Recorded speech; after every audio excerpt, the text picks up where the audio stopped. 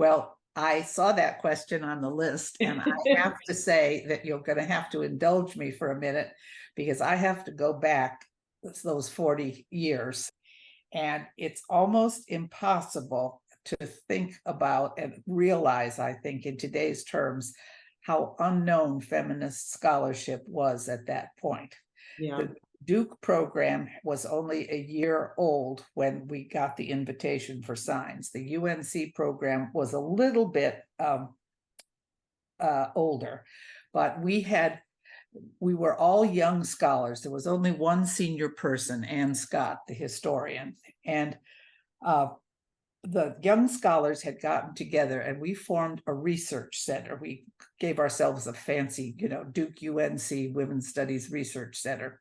And we thought, when we saw the announcement about signs, what we thought was, we are going to apply. We are going to learn from this process. And in 5 years, we'll be all ready. And this will be terrific. We're going to practice. So that morning in July, when Jean Sachs called me at home to announce that we had been selected to edit the journal, I was actually doing the laundry, to be really specific. I was in my basement and I was doing the laundry. And I can still feel the pit of my stomach going, what are you saying? And who are you? And she said that it was conditional on my accepting the editorship. I said, why? And she said, and I'll never forget these words. She said, you are just what we need, and I'm retiring on Friday, so I need your answer right away. So anyway, I consulted with my colleagues. Now, it's important to understand that I, at that point, was not a tenure track person. I did have a pretty good reputation as an organizer, a program developer. I'd done a lot of work with women's equity, and I myself did have a research degree, and I had worked on women's issues, but I had no idea what she was talking about, none whatsoever. But we were young and we were enthusiastic, and we just figured that this was the greatest thing that had ever happened, and we could do it. So the first thing I did was to tell the dean, a woman named Ernestine Friedel, an anthropologist. The first thing I did was to call her up and tell her how excited we were, and she was just as excited. And I said, I have to have half-time off, and I have to have office space, and I need this and I need that. And she said, of course, of course, of course. And it wasn't until years later that I learned that she had to threaten a resignation in order to get it for us. She was the first woman dean that Duke had ever had.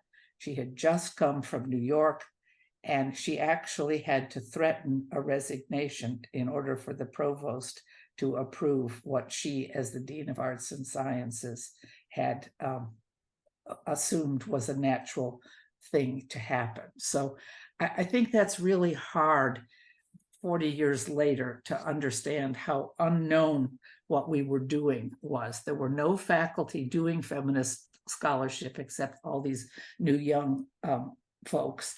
And the administration or the people around us had no idea what we were talking about.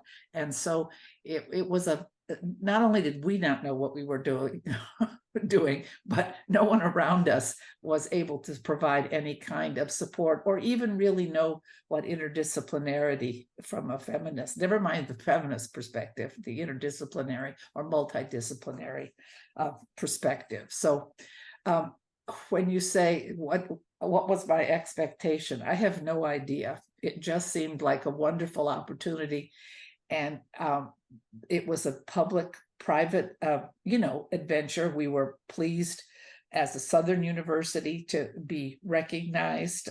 We had good relationships with the HBCUs in our area, and we were excited, but we certainly didn't know what we were doing in any concrete sense. And we didn't have the kind of base that Stimson had, or the sort of intellectual stature of Stanford at that point. Duke has risen in the rankings of the world, but 40 years ago, it wasn't where it is now. So we did not know what we were doing, but I think we did just fine after a while. Anyway, but it worked out.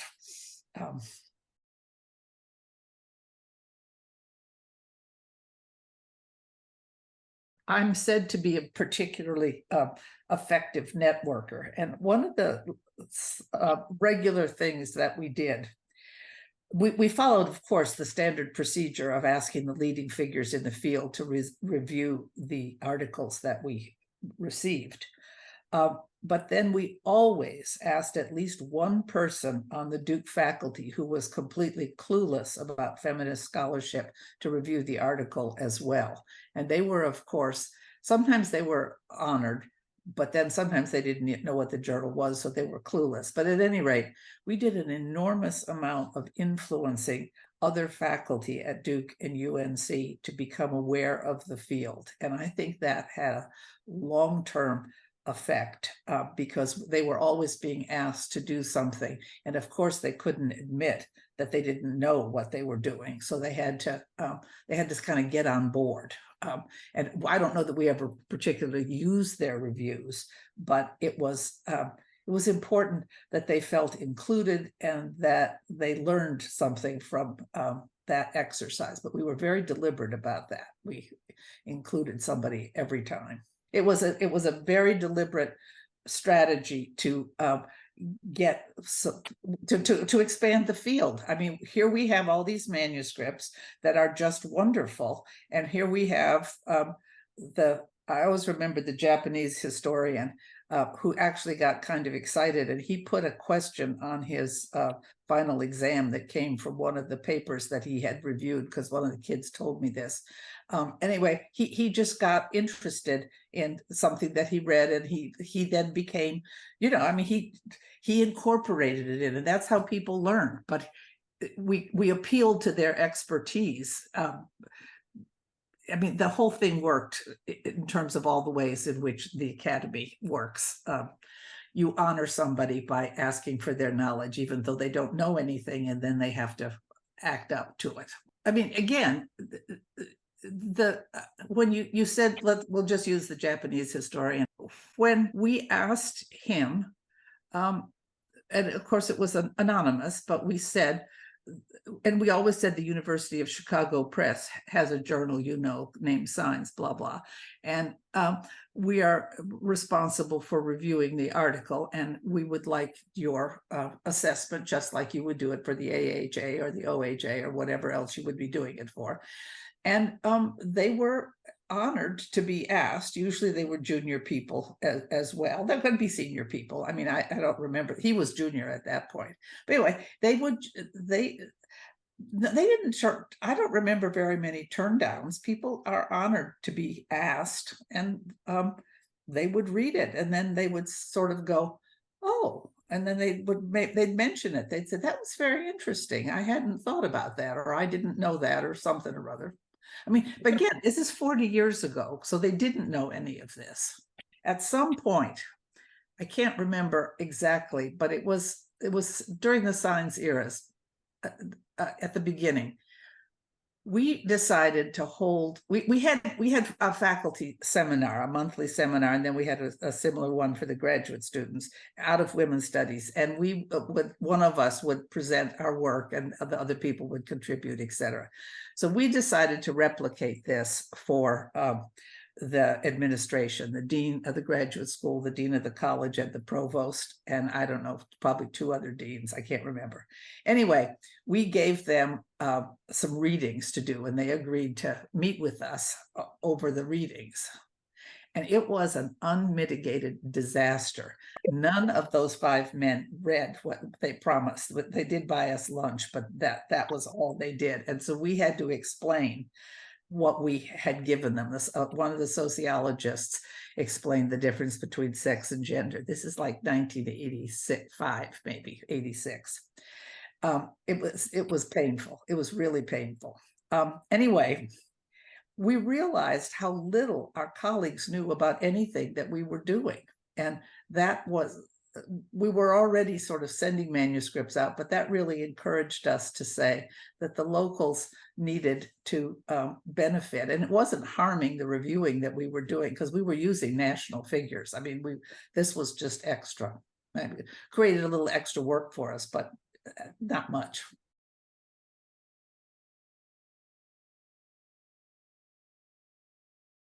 We started with a certificate program and didn't get a major for about 10 years. And we didn't get a graduate major until substantially later than that, probably more like 15 years. And I think the first PhDs didn't come until about 2000, something like that. There was this time period in right after, from 85 to about 2000, it seems to me that we were in a collecting of information and ideas period. We were very busy just finding things, not so much finding the forgotten figures routine that we've just sort of completed or are in right now, but we were finding concepts and ways of approaching material.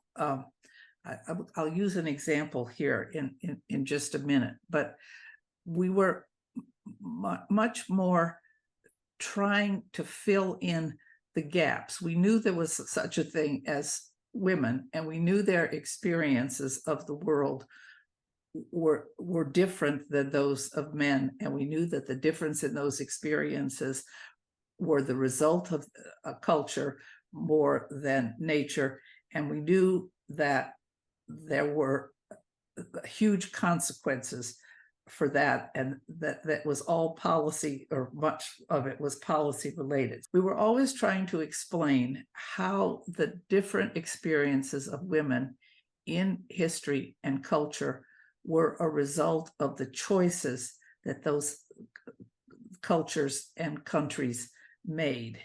And so we were trying to show that all of the other disciplines made choices in terms of what they studied that had impact on women, that women were central to all other disciplines, even though those disciplines ignored them.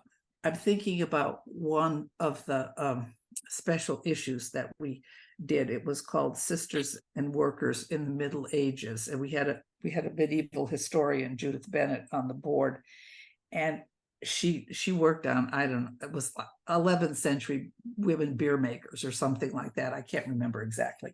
But anyway, this whole idea that women were economic producers at a different time and place, that women in the workforce was not a new idea, was for many historians, I mean, they might sort of acknowledge that women were brought into the workforce for World War II, but the idea that they'd actually done anything before that, maybe they helped on farms, but that was about as far as an awful lot of historians, I'm way overgeneralizing here, but would sort of go. But the idea that there were guilds of women workers completely independent, not family-based, was a whole separate idea. And I always remember that article, I mean, that special issue, because it illustrated again and again that women have been workers throughout history, in addition to their roles in families, not just through family economic production, but as independents. We were gathering information to show the sex-gender system and how it was shaped by the disciplines in society and shaped them as well. And that was, you had to collect an awful lot of information first before you could show that whole.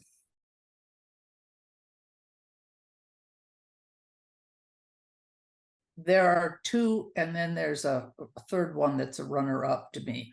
The first one we inherited, that is to say, we hadn't solicited, it was in the pile of things that came to us from Stanford. And it was Suzanne Kessler. Suzanne Kessler was at Hopkins. She had interviewed OBGYNs who delivered children with no external genitalia, so that we couldn't tell whether they were male or female. And the question was, what was the assignment?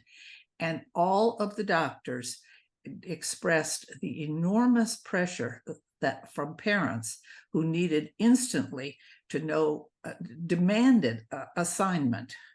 and how the assignment was made completely culturally by the doctors with no reference to science.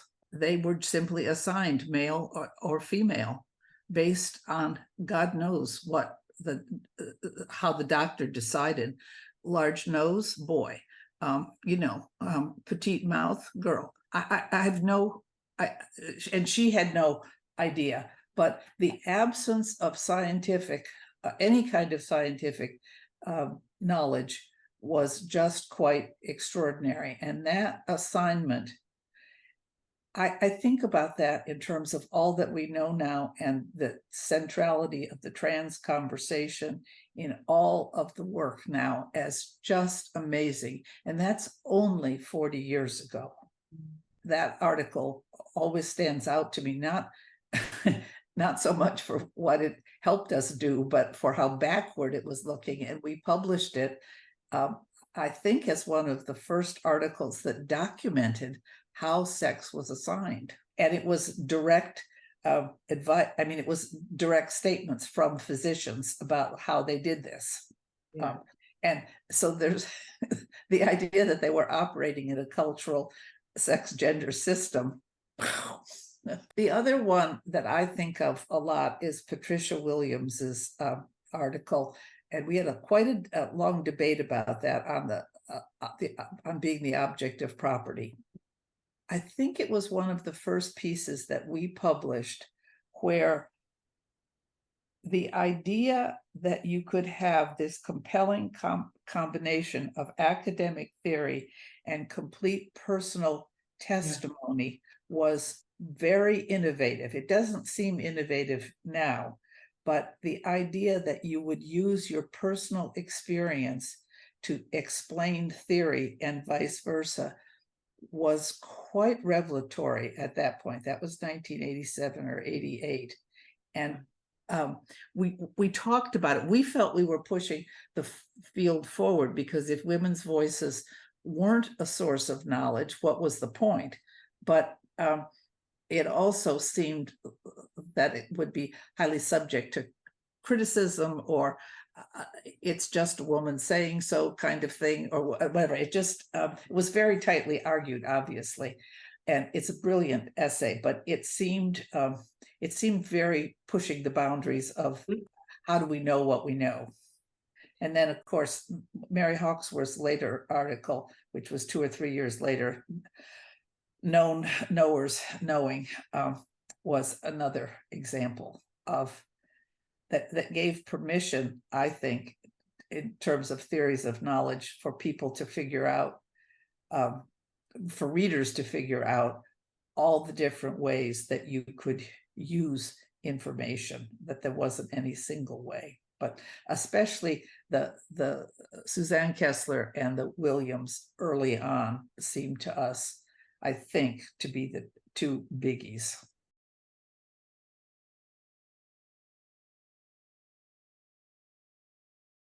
There was no question at all about the international nature of feminist work. We didn't have as much as we wanted, but the initial board had such a good international basis in terms of the international editors, whatever. That was just taken for granted. We didn't have a lot of that material, but we knew that it was there and we should have it, et cetera, et cetera. The big issue was, of course, to get more work by Black scholars. We had Michelle Malson and a couple of people from one of the HBCUs, but we didn't have any Black faculty at Duke at that time that I can think of, nor at UNC.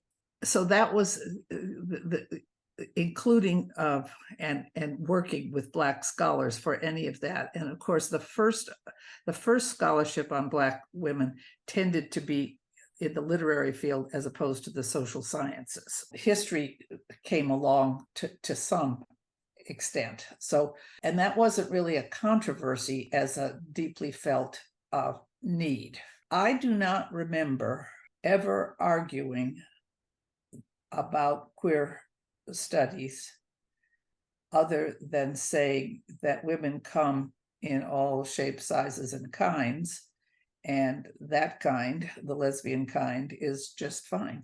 I do not remember in the Signs era a discussion of trans. I could be wrong about that, but no, I don't remember that as a concept that we worried about. So it wasn't, and the idea that we would include lesbian studies and all of that seemed natural, that we should, and we had lesbians on the board, and it just seemed what one should do, since they were a kind of woman. I mean, that's a simple state. I mean, it's almost simplistic statement, but I think the notion of gender was of an expansive notion of the demonstration, the social demonstration of identity, etc. But all of the possible gradients and all of the different places along a spectrum were not explored. We just felt like it was a broad, and yeah, choose your spot along it. It's whatever. Not that it could become controversial.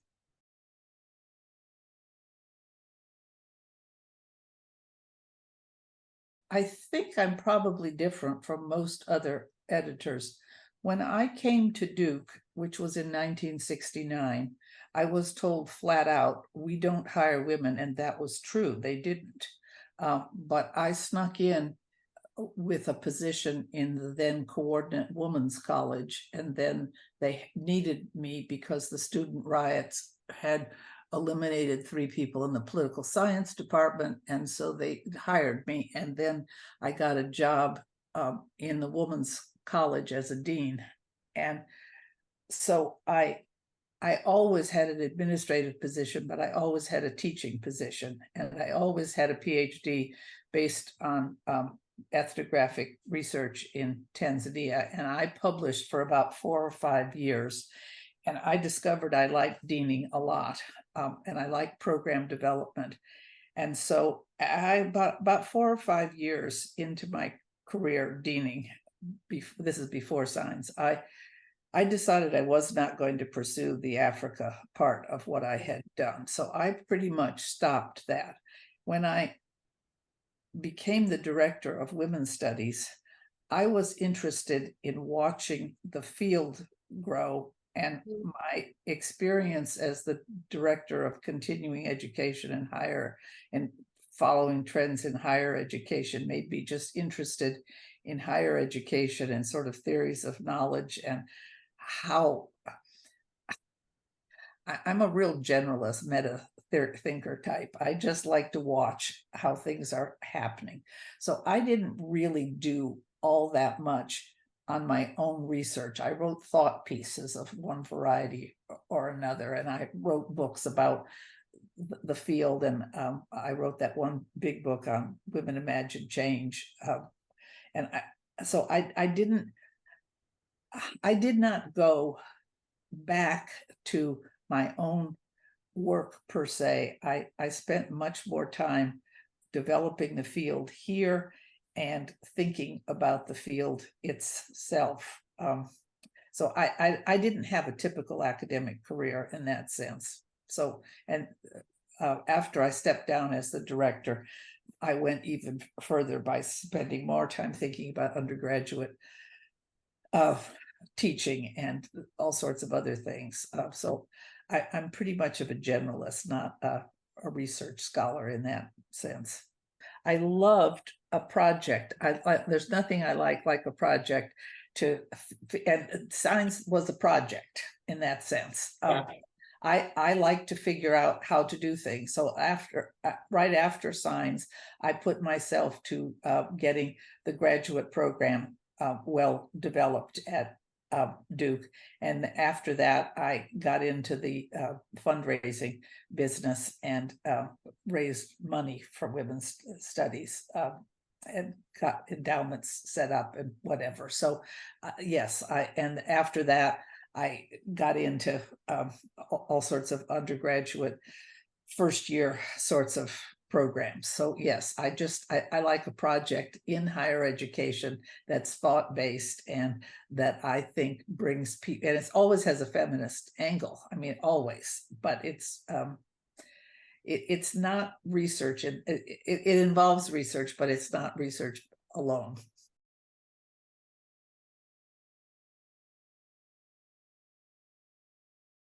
I'm very aware of the fact that in this last 10 years since I retired, I've been messing around with all sorts of other things, rather always with a feminist bent to them, you understand. But so I'm not up to date at all.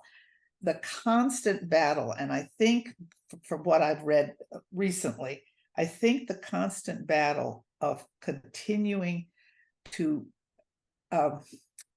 keep to grow the field in its complexity and depth is always in tension with sharing it with other fields. In other words, the relationship between ecology and feminist thought, or medicine and feminist thought, or whatever it is. As we get more and more sophisticated as feminists in our thinking and our technology and our theorizing and our language, it gets harder and harder because they too are getting, as it were, more so. And so that's just that's just a given of the fields. But I don't think you could. I think you always have to continue to pay lots of attention to that. The other thing that I think a lot about, well, of course, is the two other things. I worry enormously about the rising authoritarianism and the new right, and this whole idea of a reversion to some other antiquated idea of women that never existed before anyway. But that whole business in the political realm. And then I think a lot about how we've been very busy in academic feminism, constantly creating knowledge and new explanatory systems. And we don't pay as much attention to how we teach that in the classroom in particular. I think a lot with the book banning and everything else, how do we in schools and in university classes, how do we leverage our information there without making it overly complex? And I don't know the answer to that. I sometimes in the last month, I've decided that we just need more Barbie movies, because more young men that I talk to are telling me all these things they learned from the Barbie movie. And I think to myself, well, maybe that's the answer. Maybe we just need more Barbie movies for people to understand.